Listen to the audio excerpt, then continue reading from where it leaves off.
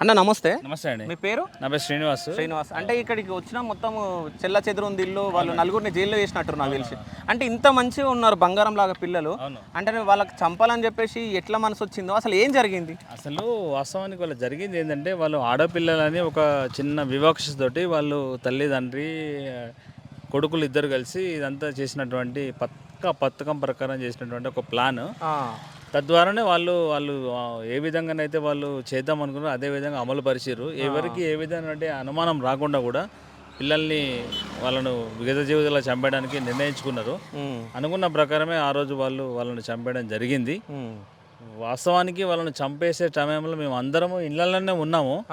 But మేము వెళ్ళేసరికి తెలియదు. పిల్లలు విగత జీవితాలుగా మాకు కనిపించేసరికి మాకు చాలా బాధ అనేది కలిగింది. వాస్తవానికి వాళ్ళను ఇంత క్రూరత్వమైనటువంటి ఒక పథకం ప్రకారం వాళ్ళను చంపడానికి నిర్ణయించుకున్నటువంటి వీళ్ళను కఠినంగా శిక్షించాలని మేము కోరుతున్నాము. నేను ఇప్పటికీ కూడా ఆ రోజు కూడా సుమన్ టీవీ వాళ్ళతో నేను ఇంటర్వ్యూ ఇచ్చాను.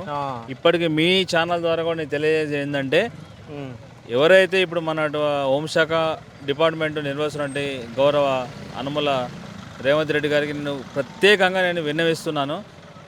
నిందితులు ఎవరైతే ఉన్నారో వాళ్ళ పక్కా ఆధారాలతోటి పోలీస్ కస్టడీలో ఉన్నారు. వాళ్ళకు తగినంగా వాళ్ళకు శిక్ష పడితే మా ఊరు వాళ్ళకే కాదు రాష్ట్ర వ్యాప్తంగా ఉన్నటువంటి తల్లిదండ్రులకు కూడా ఒక సంతోషకరమైన వార్త మేము వినాలని మేము చూస్తున్నాము. ఏ విధమైన శిక్ష విధిస్తారని మేము వెయిట్ చేస్తున్నాము. దాని గురించి మేము వెయిట్ చేస్తున్నాము. ఇంతవరకు కూడా ఈ రోజుకు పిల్లలు చనిపోయి 11వ రోజు అవుతుంది. ఇప్పటి వరకు కూడా నేను మీ ఛానల్ ద్వారా నేను సభాముఖంగా తెలియజేయంటే, మన ఎంపీ గారు కానీ ఎమ్మెల్యే గారు కానీ నేను ఒక్కటే పర్సనల్ రిక్వెస్ట్ చేస్తున్నాను. ఎవరైతే వీళ్ళు జడ్జెస్ ఉన్నారో వీళ్ళు ఏదైతే బార్ ఛాంబర్ నుంచి ఎవరు కూడా వాళ్ళకు సపోర్ట్ చేయకుండా నిందితులకు కఠిన శిక్ష విధించే విధంగా సపోర్ట్ చేయాలని నేను కోరుకుంటున్నాను. నా పేరు శ్రీనివాసు, జూబ్లీ నగర్. Thank you.